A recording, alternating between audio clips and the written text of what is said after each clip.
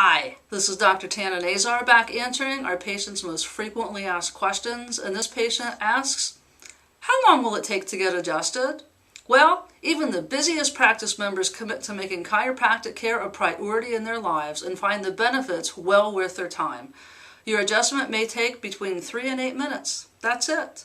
If, however, you want to schedule extra time for one-on-one, talk about a particular issue, just ask and I'll make sure that I schedule you appropriately.